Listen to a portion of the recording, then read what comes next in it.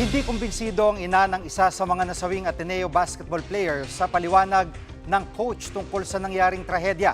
Live mula sa Quezon City, may express report o may live report si Mon Valdez. Mon, ano ba paliwanag ng coach sa ina ni Rene Baterbonia? Alam mo, Jiggy, paulit-ulit daw na ginigit ng mga kasamang coach sa nangyaring team building activity sa Aurora dito sa nanay ni Rene Baterbonia na aksidente lamang ang nangyari. Sa muling pagharap ng pamilya ni Rene sa media, tila naubos na ang luha raw ng kanyang ina. Maalalang una na niyang kinwestiyon yung pagkamatay ng kanyang anak. Ipinagtataka raw kasi niya yung mga kumakalat sa social media na mayroong mga ankle weights o pampabigat sa paa yung mga player na pagdating sa paglangoy sa dagat doon nga sa Tibaculao, Aurora. Nakitaan din daw niya ng pasa ang ilang bahagi ng katawan ni Rene nung una niya itong malaman. Pero ang paulit-ulit lang daw na sinasabi ng mga kasamang coach sa ginawang team building, aksidente lamang ang nangyari. Hindi rin daw totoo na may suot ng mga ankle weights o pampabigat ang mga manlalaro ng lumalangoy. Git naman ng nanay, marunong naman daw lumangoy ang kanyang anak na si Rene. Pero lumalabas na may kapabayaan daw ang basketball coach o may pagkukulang, rather, ang mga coaching staff na nandoon sa insidente. Narito ang pahayag ng nanay ni Rene Baterbonia. Punta kayo dun, wala kayong rescuer. May medic daw sila per first aid lang, ganyan. And then 30 to 20 minutes ang dito sa beds hanggang patungo sa ospital. Siyempre layo na. Inabisuhan ng pala kayo na may lindon. Diba lindon yun? Umaga, may lindon. Wag muna baka mag-iba ang alon, ang dagat daw. Pero chinik daw nila, yung sabi nila, chinik daw nila, wala daw, kaya tumuloy sila. At Mon, anong payag dito ng mga coach na kasama din sa team building?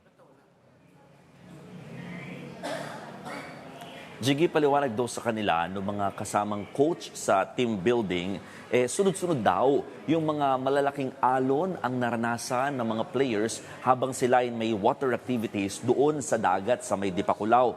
Inamin din nila na mula 2017 pa raw ginagawa yung mala bootcamp na klase ng training ng Ateneo de Manila University. Bagay na lumalabas din sa mga podcast interview ng mga dati nang naging player nito. Narito ang pahayag o paliwanag ng mga coach sa nasabing team building sa coach naman ni Rene nung high school pa siya.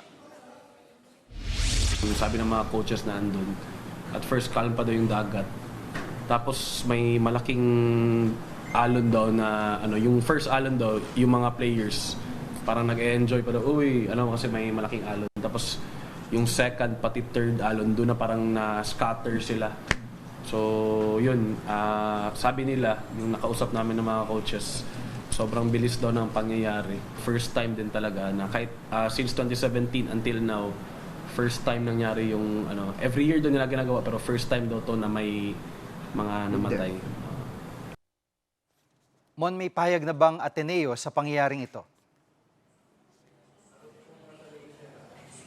Magmula kahapon na naglabas ng statement ang Ateneo de Manila University, ngayon wala pang bagong pahayag ang Ateneo de Manila University hinggil sa mga development na ibinabanggit nga ng pamilya ng mga biktima maging ng mga otoridad. Pero ang sinasabi nila, nauna nang sinagot ng Ateneo de Manila University yung burol ni Rene dito sa Quezon City. Handa rin daw nilang sagutin, pati ang pagbiyahe sa labi nito kung dadalhin naman sa probinsya. Pero duda ang pamilya ni hindi nga raw sila tinulungan o sinagot man lamang yung biyahe mula Agusan del Sur ng pamilya papunta dito sa Maynila para nga makita yung katawan o labi ng kanilang anak. Labis naman ang pangungulila rin. Maidagdag ko lang, Jiggy, no? Yung mga teammates ni Rene na nandito rin sa Maynila, ito yung mga teammates niya nung high school pa siya sa Davao. Pakinggan natin ang kanilang mga pahayag. Napakasakit kasi parang hindi ko na siya teammate, para ko na siyang brother eh. Kasi sa 2 taon na nagsama kami, grabe yung experiences, yung challenges namin. Sama-sama kami sa games or Sa kahit anumang lakad, kasama ko siya palagi. Rene is such a good friend. Napakabait kasi ni Bobet. Tapos, yun, nung nalaman namin, ganun lang nangyayari sa kanya. So,